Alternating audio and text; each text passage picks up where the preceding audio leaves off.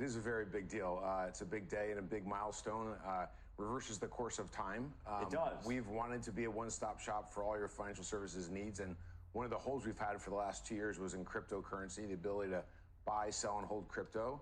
We were not allowed to do that as a bank. It was not permissible. But in March of this year, the OCC came out with an interpretive letter that it's now permissible for banks like SoFi to offer cryptocurrencies. So this morning we're launching as the only national bank, the first and only national bank, the opportunity to buy, sell, and hold cryptocurrencies like Bitcoin, Ethereum, and Solana. So we'll try to give members, SoFi members, as much selection as they would like. And what's the difference between going through you and going through Coinbase or going through Robinhood or somebody else? Yeah, there's a couple of really big differences. First, we're a nationally chartered bank, which means we have the infrastructure, the processes, the financial conditions that provides the safeguards that a consumer would expect from a bank, which is going to allow us to scale responsibly. What's going on, guys? So pretty big day for SoFi as far as news goes. The stock didn't do too much today, so a little bit priced in on the whole crypto thing, but overall, as a long-term investor in SoFi, that's pretty cool, pretty bullish on the company overall. So after 2 years of trying, they got their crypto platform so you can buy and sell and hold crypto with SoFi. So like Noto said, that one-stop shop, you can easily fund your crypto accounts through your checking and savings, similar to how you can buy stocks on SoFi. So the company just continues to upgrade their platform and advance in the industry. And like he said, they're the first bank where you can buy and sell crypto. And obviously as a bank, it makes me feel safe, at least being held to higher standards. So yeah, I definitely feel safe investing with SoFi, and I do have my money with SoFi as well. So I think that's huge to be able to use the stuff you invest in and, obviously invest in companies you believe in. And I think SoFi is getting ready to head to all-time highs here in December. Hopefully we get that S&P 500 inclusion. The flow is telling me we head higher, and hopefully we break all-time highs into price discovery mode, and I think it's going to happen.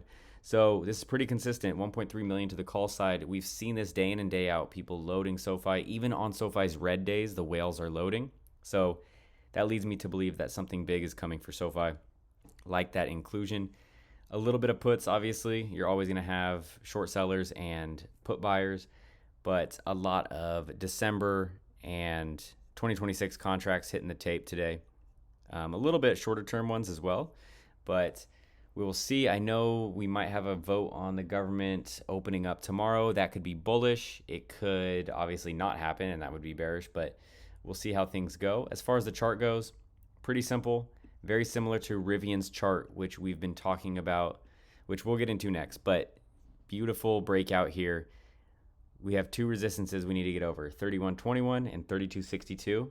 And over that, you'll look for a retest and hold, and then a breakout again and into price discovery mode.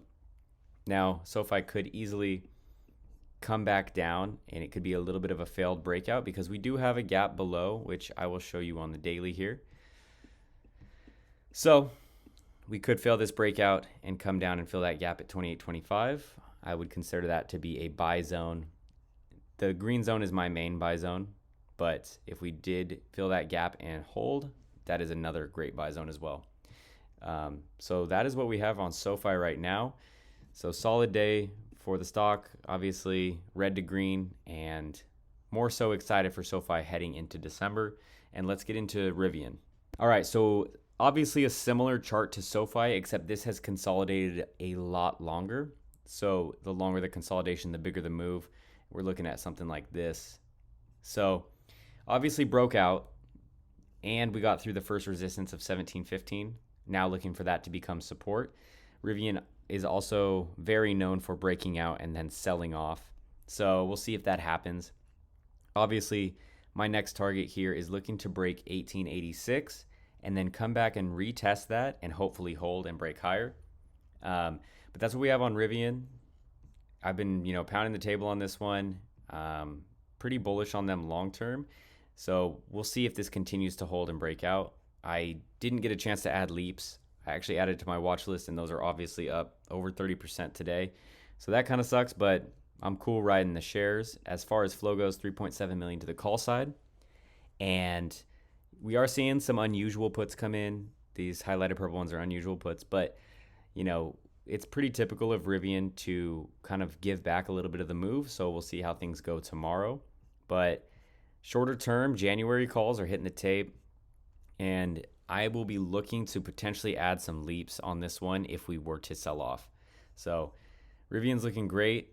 Obviously, that's your next resistance there. And then we'll obviously keep updating this and going from there. But let me know if you guys got in this one. I am currently only holding 100 shares.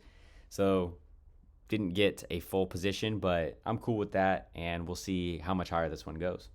So that's pretty much it, guys. Just a very quick update on SoFi and Rivian, the two stocks that I am watching most right now.